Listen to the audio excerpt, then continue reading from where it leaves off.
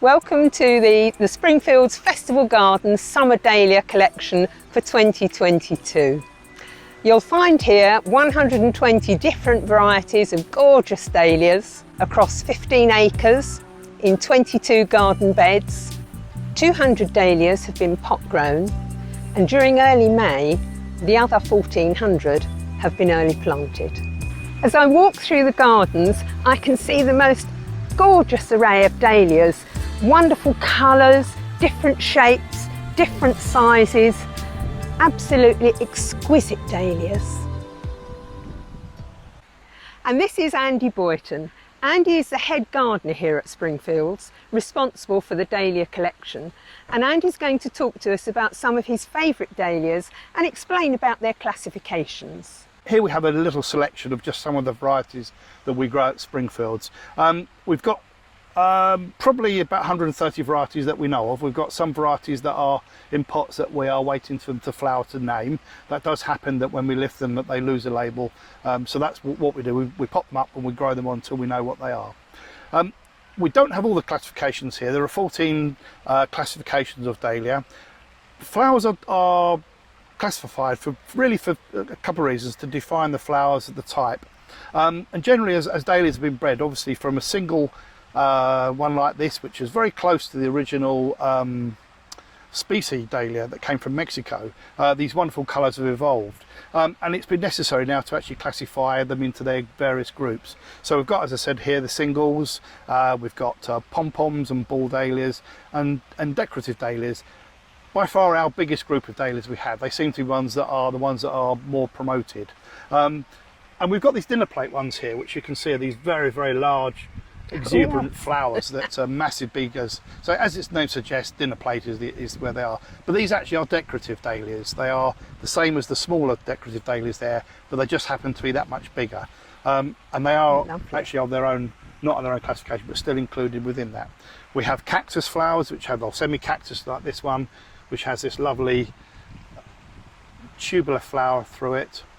And then also we have the cactus flower, which is this one here, which is slightly more flatter petal. As you can see, the semi-cactus a bit more rounded. In the gardens, our most productive variety is this one, and this is called White Star. We by far have more White Star tubers than the others, and I dare say when we lift this, is probably about a third more tubers will grow in the garden. So yeah, it's a very, very good variety, and it multiplies very, very well. So we always have plenty of those. But outside of that, in the terms of looking after them, they're very easy to look after. Deadheading is quite important.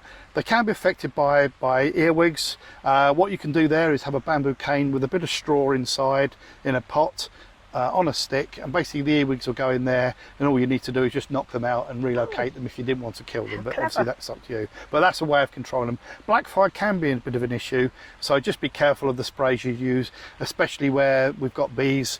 Bees love the single flowers. They're the best things for them. So it's very important about how and when you spray, if you do. Sometimes just removing the piece of plant that's got the black fly on is probably a better way of doing it than spraying chemicals here and there and everywhere. But outside of that, very easy to look after. We lift ours every year, we clean the tubers, and we put them into dry storage till next year when we plant them back, and we just grow them on, and as you see, that's the result. Hi Andy, I'm really pleased to be here today. I absolutely love dahlias, particularly their vibrant colours. I wonder if you could give me some tips about where to plant them, what variety to plant and where in the garden. Well, generally there is a dahlia for every application in the garden. We have very small dahlias, very compact, to the very taller dahlias that we're standing in front of now. So it's purely looking at catalogues or online, people see the final height for what you want, and also the choice of colours, because as you see there are masses of colour choices to do. You might want to think about somewhere that if it's a little bit exposed, maybe not to go for a dinner plate variety where the wind may get to it, but generally most decorative ones are very, very sturdy stemmed. As you can see here, these are very, very good for general garden purposes. These sit on an island bed, so they have all the elements all around them. If you've got a small window box, there are even dahlias that are very small for even growing in window boxes.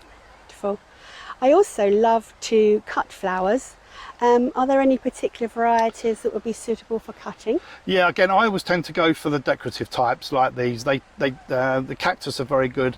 Maybe not such the big flowers again, because they do take a lot of space up in a vase. So something, a medium-sized flower like that is absolutely perfect. And again, if you're looking for a florist selection, look in the catalogues. You know, many of them do actually sell a selection of colours. So if you're looking for a range of colours for the year, you can buy 5 tubers and you can have a range of colours for that. So depending on what you want to do, there is lots and lots of choice for that. But generally I would say if you're looking for florist stuff, the big ones are great. They do make great displays, but they do eat up a lot of space if you're doing cut flower work. So Okay. I always tend to look for something like a decorative. Andy, I wonder if you could give me some advice on how to deadhead dahlias to promote strong growth. Well, first thing is, by deadheading, what you're actually doing is encouraging more flowers. So by doing that, we're actually going to make sure that they will flower. It looks good aesthetically. It's much more pleasing to take away the dead flowers. And when things like dahlias, particularly when they do have these long flower stems, I always like to make sure that we cut them right the way back. If you leave too much stem, what's going to happen is, if it's cut too short, that's going to do nothing. It's just going to rot. So the best thing to do is take that away completely. Right away, yeah, okay. so there. And then basically when the flowers are finished, dahlias tend to look like this. And if you get them and squeeze them, they just pass a little bit of water, so you know it's actually finished and not a new bud that's going to come into effect. And just routinely do that all the time. Varieties like this one here, masses of flowers. So this one was one that we will regularly be deadheading. Andy, I really love to encourage the bees into my garden. Can you tell me which of the dahlias are the best pollinators? Well, generally the single flower dahlias like this are the best kind. It's much easier for the bees to actually get in there and get the pollen. A particular good one is Bishop of Llandaff that we use, and is very commonly used by a lot of bee boarders. So if you've got a plant, we generally leave those dahlias in every year. It means they will develop a little bit earlier, but unfortunately because of the hot weather this year, we haven't got any flowers to show you. But it's a lovely dark foliage one, but this is one of my particular favourites. That red is Poppy Scotland.